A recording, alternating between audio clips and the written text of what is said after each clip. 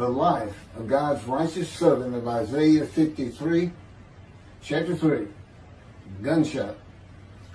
Shortly after I recovered from my knee injury, I moved to Fort Lauderdale, Florida. I was not happy about it at all. It turned out to be a lot of fun. I made some great friends and celebrated my 13th birthday.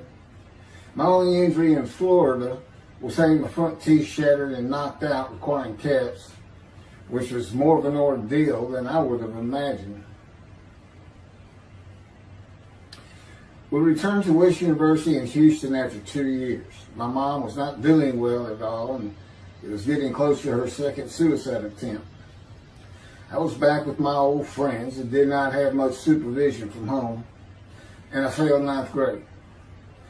I made my own decisions, and I rarely listened to others. After being set back a year at junior high school, I made a few new friends, which led to my next serious injury. My best friend was a Spanish-Italian whose father was from Sicily. And he kept a machine gun and a violin case in his office at the restaurant he owned, where his son and I were waiters. It was called The Godfather.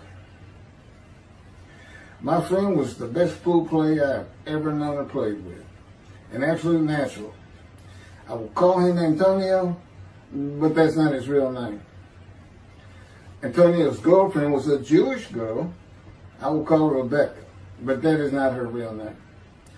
Antonio was a Catholic Christian. Rebecca did not practice Judaism, and Antonio did not go to church. I was a confirmed atheist, and we never talked about God or Jesus.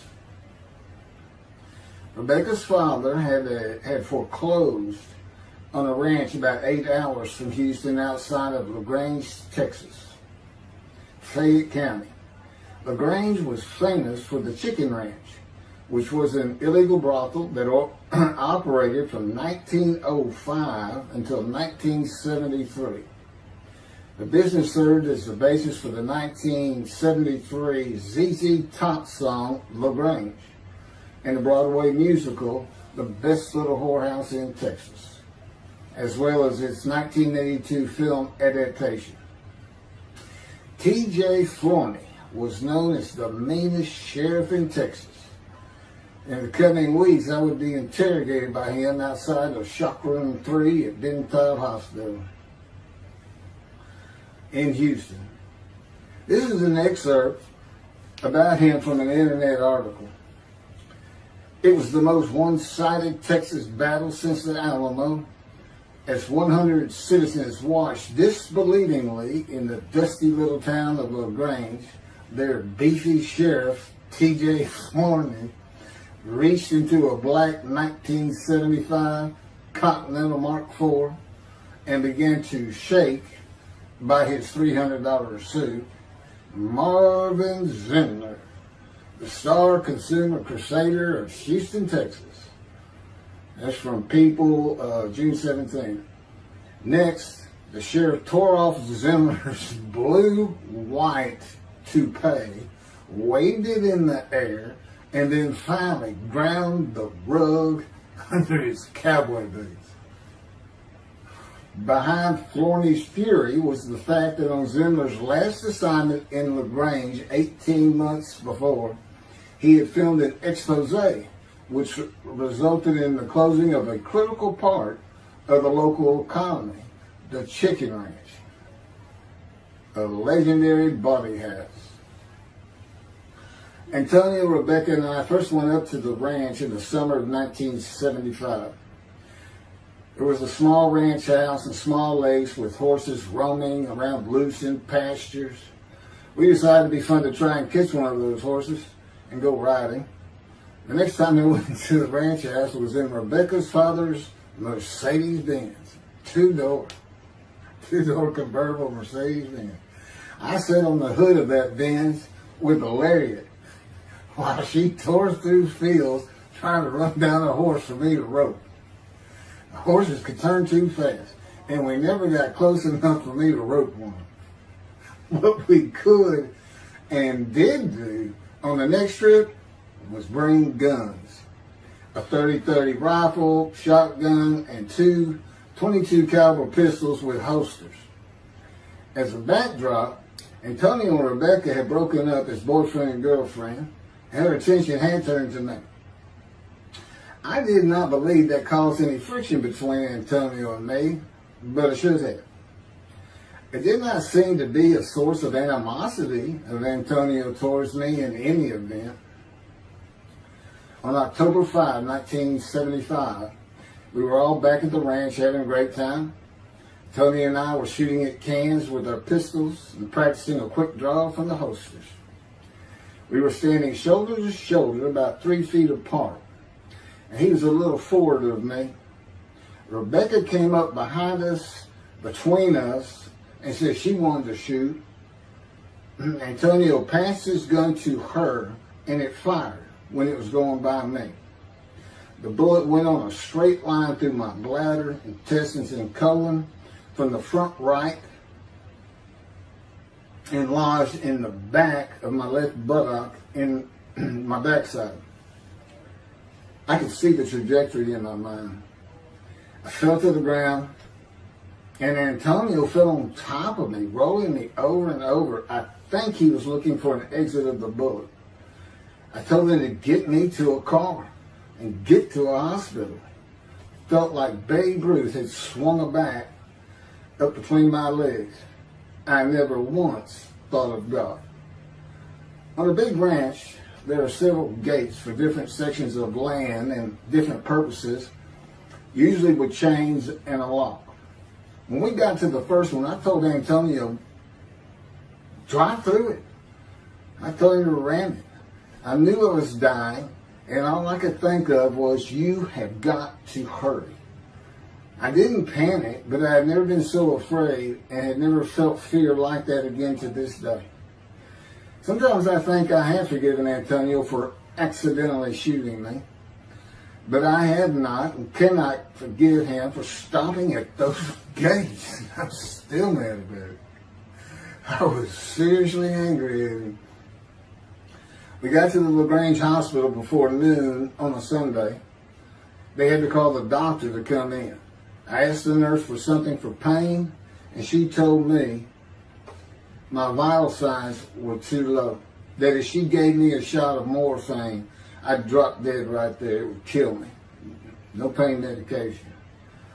The doctor came and looked at me and said there was nothing they could do there. He told me they were getting an ambulance to take me to Houston, Bentob Hospital, where they operated on gunshot victims all weekend long and do to this day. It's a trauma hospital. Many young doctors from Baylor University, all around the state. It's a high desirable place to be because you're cutting all. If you want to be a surgeon, you're cutting all day long. I knew one thing with the certainty. I could not pass out or fall asleep. If I did, I would not come back. In an ambulance, I talked to two fellas that were tending to me, as much as anything to stay awake. I asked them such things as what it was like to be married, graduate high school, have a career job, but my mind repeated over and over, you have got to hurry. We arrived at dusk. This happened before noon when I got shot, so now it's getting dark. When the ambulance opened, my brother jumped in to help. My mom was standing by the entrance to the shock rooms in her fur coat. She later told me that since Bentob was a public hospital, it might help if they thought we had money. I didn't see my dad, but my sister told me later, the whole way to the hospital, all he could say was, to God, please don't take my boy from me. I had stayed awake for some 6 to 8 hours in awful pain. They took me to shock room 3. It was filled with people giving orders and very loud. On the table, the nurse told me she had to put her finger in my bottom, which embarrassed me. And I raised up like a sit-up and saw nothing but blood rushing from my bottom onto the table. You have to hurry is all I could say. They finished prepping me for surgery and rolled me to a hall in a line of others awaiting surgery. Then someone was saying my name, and I opened in to see T.J. Forney, Sheriff of LaGrange. He wanted to know if I'd been shot intentionally, what we were doing at that ranch, did we have permission to be there, and et cetera, et cetera. I told him I thought it was an accident and to leave me alone. I never saw him again. I didn't have to wait long. The orderlies bypassed everyone in front of me and took me to surgery. I awoke in a large room with about 10 beds on my side of the room and 10 beds on the other, with other patients, and I could hear moaning and crying here and there. It took a few moments to remember what had happened and why I was in there.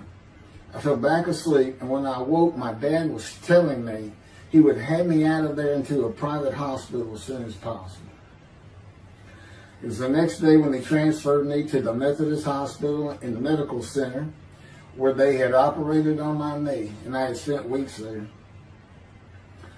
I had a hose with a bag coming from my bladder and a colostomy, an opening called the stoma, which is your intestine on the outside of your abdomen, with a bag over it for going to the bathroom. I was out of danger from dying, but still very weak, and I needed to gain some weight. The track team was already getting together, running distance and cross-country workouts provided by the coach, preparing for track meets in the following school semester. I lived about a half mile from the high school. The day I got home, I walked to look at the track. It did not seem possible I could get back in shape. I was afraid to cross the roads to the school. I could not even trot to get out of the way if a car came my way. My insides felt like jelly, and I had been warned that too much physical exertion in the first 10 days could cause a stomal hernia and my intestines to start extending from my body. I was homeschooled for the rest of the semester by a private volunteer tutor, and passed classes I probably would have failed. The beauty of that gunshot was that it changed me. I was never going to graduate high school, having failed so many classes. So I set up night school classes for the next and my last semester of high school. I was 18, soon to be 19, and a senior.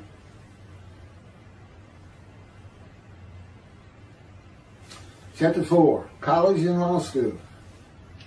Before the summer of 1975, one of my best friends on the track team, who threw the discus and shot put in field events and was a senior, told me he wanted to do something big the coming summer before starting college at Louisiana State University, LSU. I was only a junior and I had no plans for the summer. He mentioned this to me, and I began thinking about how long it had been since I had been to Colorado. My father, who had really good years and many so-so years, depending on how the oil and gas industry was doing. And when I was in junior high school, he had sold some prospects that completed a few wells and had purchased a condominium in Pagosa Springs near Durango, Colorado. My friend's name was Keith Miller, and I called him Miller. He had given me the name of Say Babe. At one of our night track meets, I was running the 330-yard low hurdles, and the last turn was behind bleachers where the officials lost sight of us for a few moments. A runner to my left veered out of his lane into mine and took my hurdle, and I had to slow down and go around it, yelling, "Hey man, that's my hurdle." I wasn't happy. I do not remember how Miller knew what I had yelled, but he was probably on the football field inside the track, working on shot put and discus, watching me run and hurting me. I did not really know him very well at this time, other than he was the popular senior who knew everyone, in stark contrast to me. On the following Monday, I was walking down the halls between classes, and coming in the other direction was Miller, though I did not see him. Then as she was passing me in a loud voice, loud enough for everyone in the entire hall to hear, I hear, "Say, babe, that's my hurt." Hence, say, babe. That began a really good and fun friendship, and I got to know the class I should have been in if I had not failed ninth grade. And because I was Miller's friend, I was immediately accepted by anyone he introduced me to. I found out about 40 years later on Facebook. I looked him up and we friended that he's Jewish, and particularly because of his brother. He's got an older brother, and they look just alike. Live up in Oregon. But I did not know that. It's not something we ever talked about. Just didn't think about it. I'm sure he wasn't observant at the time. I told Miller about my dad's condo and suggested we plan a trip up there, backpacking the Womanichi wilderness of the San Juan National Forest. I had hiked there while in junior high school with a friend and his little brother. I had a driver's license in my second year in the ninth grade. The prominent 13,000 foot peak is 10.7 miles from the town of Silverton, which began as a silver mining camp in 1873, and that is where I plan to take Miller.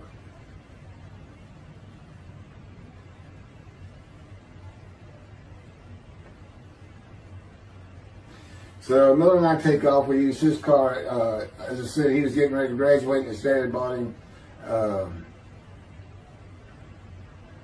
Toyota. I can't remember the name right now. My dad's condo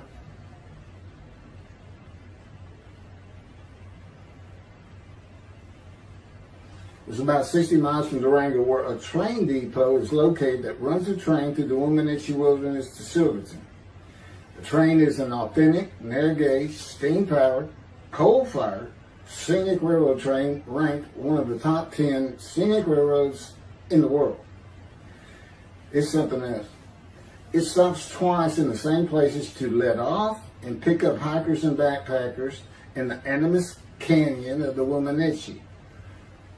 At top speed of 18 miles per hour, it takes the train 3.5 hours to travel the 45 miles from Durango to Silverton. Now here it is. Miller had a new Toyota Celica. And after a day and late into the night, we made it to Pagosa, slept, and we're at the train station before the first departure the next day. I don't know what the problem was, but the train was not going to run that day. So we couldn't get to where I wanted to take him. It's just too far. We decided to get a hotel in Durango and just head down the train tracks into the wilderness and explore an area I had never seen in with the maps. We got lost. And at one point we decided, let's just put these backpacks down and you go that way and I'll go this way. Well, we did that. We met back up, and then we couldn't find our backpacks. And we did finally find them. We slept that night, and we had a big black bear episode because we had left some food out on the ground, which we shouldn't have done. And but anyway, we ended up making it back, and we had one of the best party nights I've ever had in my life. We hit the main street in Durango, which is a tourist hotspot, and we hit every single bar. You could drink at 18 back then. It wasn't 21 as it is today. And we did. We made sure it was like a go. Okay, so every one of them had at least one drink: shot of whiskey, Boilermaker, beer, whatever. I can't really recall other than I knew I had been drinking the night before when I woke up. But we did. We hit both sides of the street. I don't know how long it took us and how many drinks we had, but we just had a lot of fun.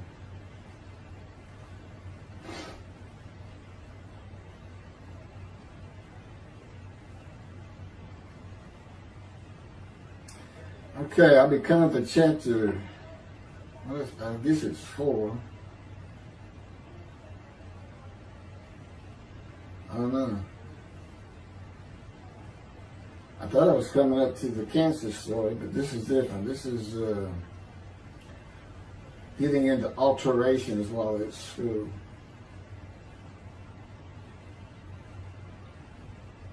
So anyway, I was shot on October 5, 1975, and by early December, since October 5, and then in early December, I had surgery again to put my intestines back together, which was, it was dicey. They kept telling me, we don't know if we can reattach. There's people like Bob Hope lived his whole life with one of these stonal deals, and it's just a horrible thing.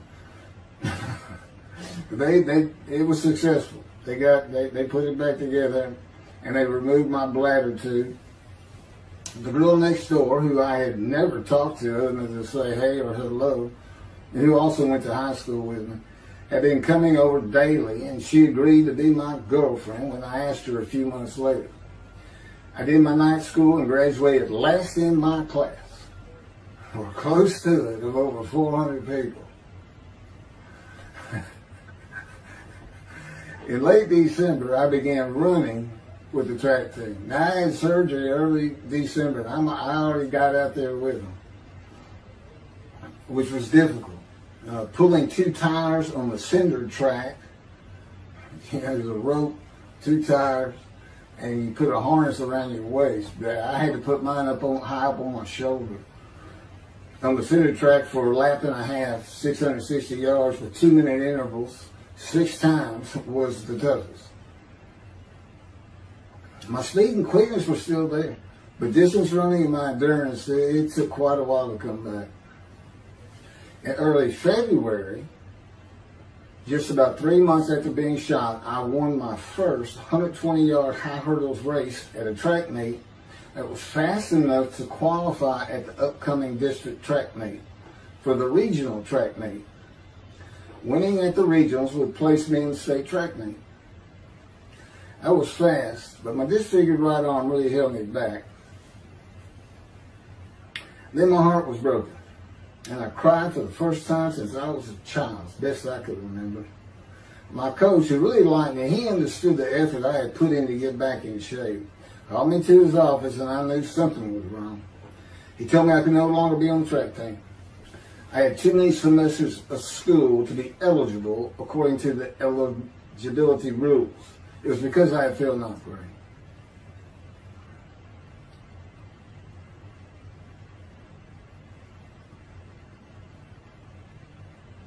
And of course, I had no one to blame but myself.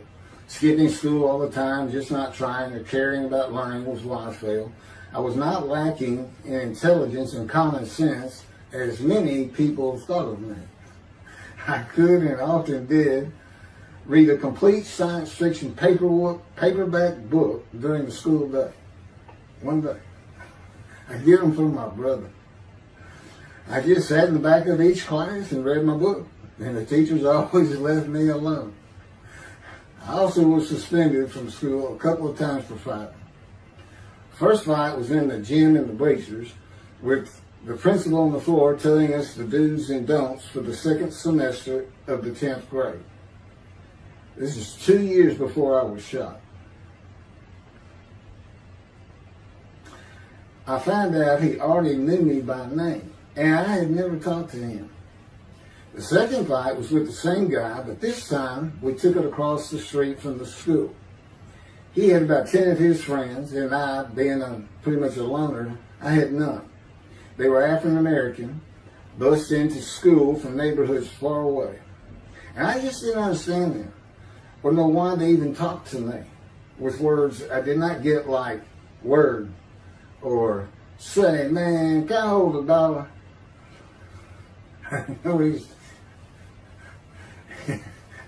That is what started the fight in the bleachers. I hear from behind me, and one stood to my left, saying, man, can I hold $1? I turned around and just looked at him. And finally said, I did not have $1. Ordered with the principal, I undid my ponytail. Mind you, he's sitting right behind me, and I'm well aware of that. And I brushed my long blonde hair and then reached into my pocket for some chapstick for my lips. When I pulled my hand out with the chapstick, turned out I did have a quarter. And from behind me, I hear, "Say, man, you said you don't have no quarter." To which I replied, turning around, "I don't have a quarter for you." The next part is kind of hazy. But I do know I grabbed him by the front of his shirt and threw him down the bleachers onto the students sitting below me. That is when the principal yelled my name and told me to go to his office. The next day, the guy and his friends were waiting on me when I got to school, and we fought across the street. The principal had told me not to get into any more fights, and this is the fight I got suspended for. I remember being in, after my suspension, being in the men's room smoking a cigarette in a stall, and a group of African Americans came in, and they were talking about the fight. What I remember was hearing, "That white boy went Muhammad Ali on him." My favorite fighter. I even saw the Ali-Foreman fight in Kinshasa, Zaire, live in Amsterdam in 1974. And some of my best friends in high school were African Americans, mostly on the track team where we could get to know one another. I still had run-ins with the general population of the African Americans, who everyone just called blacks back then. I never used the N-word and thought they would help themselves a lot if they stopped using it. Mostly I think they were angry at being bussed in from neighborhoods far away. In fairness to them, white kids did not seem to like me much either. So, yeah, I looked young even for my young age, and with my long hair, about 6 to 8 inches past my collar, I looked kind of girlish, and many people said that to me. One day a friend of mine told me what it was to him. You never smile and seem to be very angry, like if someone looks at you crossways, you're going to come after them, daring them to say something, like you want to fight. My next suspension for fighting began in middle shop, and it was all my fault. There's not a big deal to that.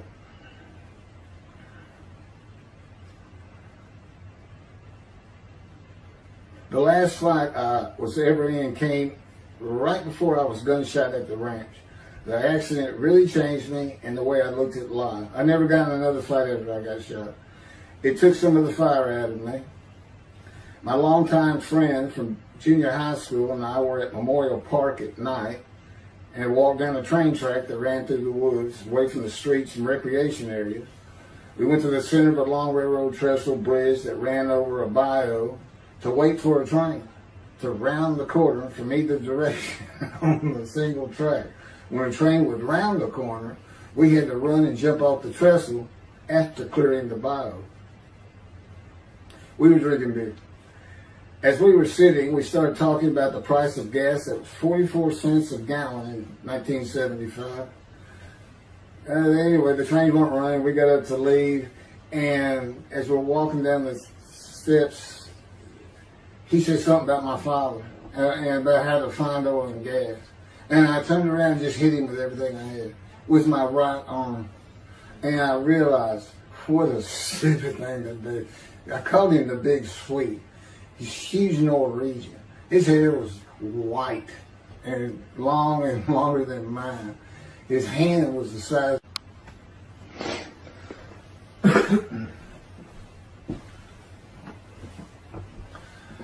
And I had nowhere to run. That was the really dumb part of it. I mean, I couldn't move. I couldn't use my quickness. I couldn't box as I had with the fellow across the street. And he just took one of these things. He's very athletic. Coaches all wanted him on the high school team, but he didn't want to. Football team. And but anyway, he hit me just one time. That was the whole fight. It was just 2 hits. My measly hit with my right arm. I let it fast, and I hit him where I wanted to hit him. Well, I say that. I didn't even think about it. But he just about knocked me senseless. I mean, I saw red. And so anyway, that was it for our friendship. We just, although after I got shot, he and I got back together a little bit, but by that time I had met Denise next door, And I wasn't going to be going out drinking beer at the trestle anymore. It was going to get serious, and that's when I set up my night classes and everything. The big Swede.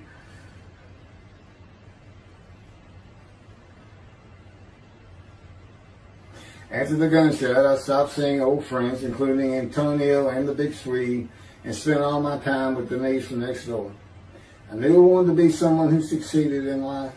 My dad always told me when he was angry with me that with my smart mouth, I was never going to be anything but a ditch digger or a lawyer. While he said lawyer in a derogatory way, he got me to thinking I'd like to be a trial lawyer. I had to get into college first, and the only school I wanted to go to was Texas A&M University. Anyone who had ever known me would tell you that I was not even close enough to being smart enough to go to any college, much less Texas A&M. I would tell you I had never applied myself to the task of learning. Texas A&M denied my application.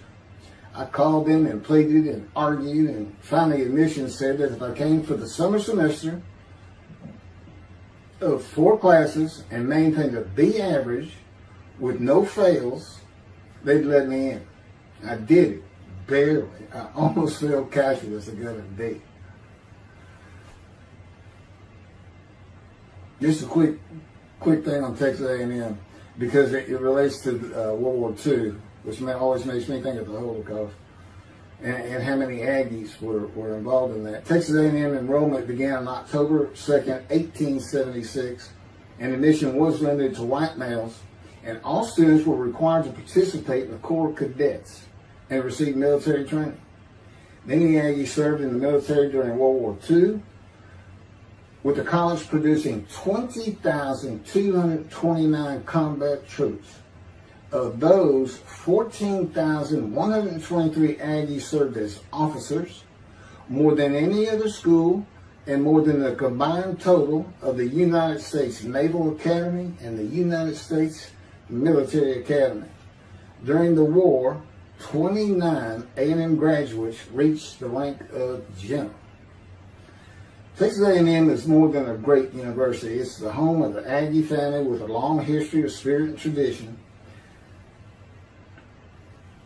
And I'm going to pass through all that. You can read, I got all this from Wikipedia.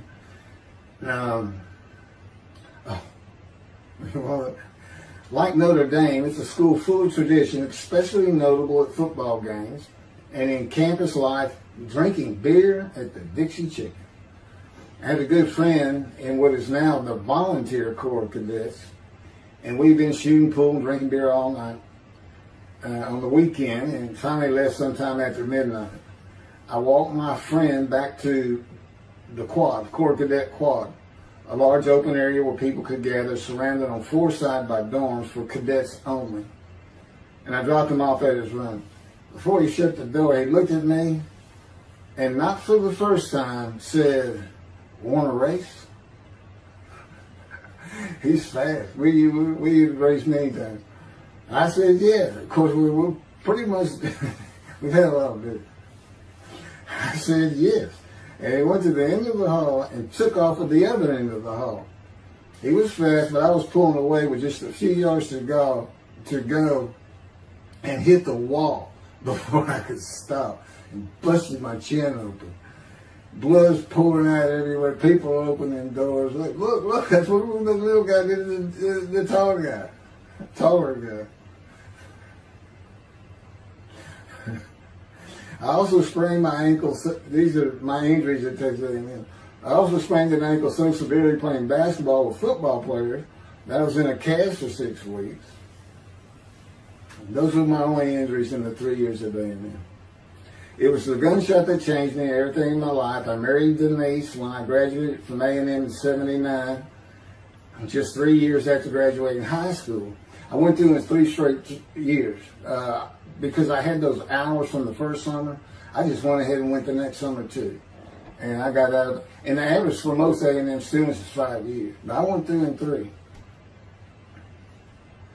And of course that meant I never dropped a class, which also meant I had a low GPA, grade point average. And I didn't realize how important that was for admission to law school. I was denied admission from every school across the nation I thought I could get into. I do not know how my dad knew about South Texas College of Law in downtown Houston, but he made some inquiries and found out the dean was a graduate of Texas A&M. And we're known for helping each other. We set up an appointment with the dean. I told him of my rather intense home life and wayward ways, and that the A&M had given me a chance to prove myself as a capable student. You know, he hemmed and hawed, looked around the ceiling, and gave me the same opportunity A&M had. 4 summer classes, D average, no fails. I did it. I was terrible at chemistry and math, but it turns out I had good reading and comprehension. It's probably from reading all those science fiction books in school. I graduated in '82, and I did great on the bar examination. Keith Ellis McCarty, attorney at law. Who would have believed it? Which reminds me of verse 1 of Isaiah 53. Who can believe what we have heard? That's what any of my friends would say about me getting out of law school. Much less what's happening today.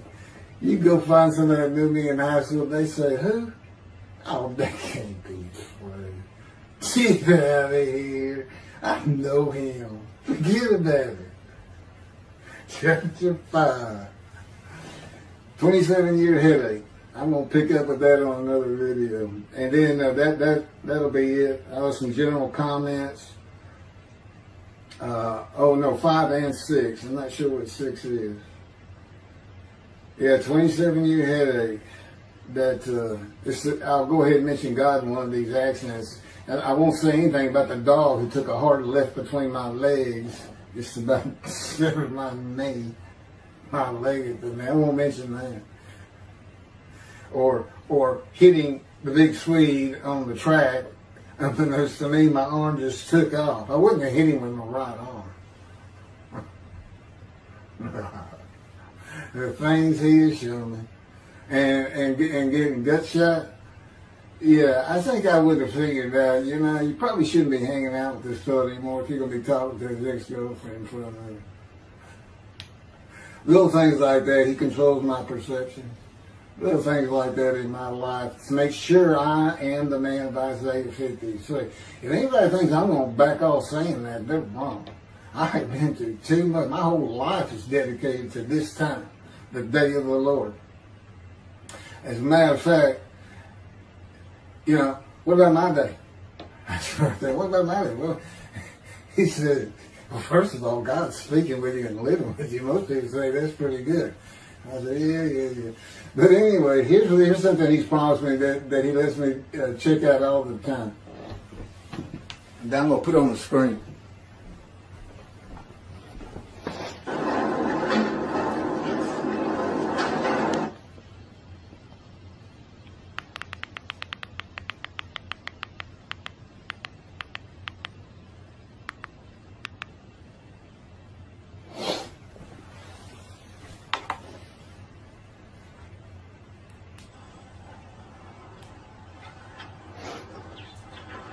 The Radiant GP Cycles, Shorties, Slip-Ons, Cold Startup.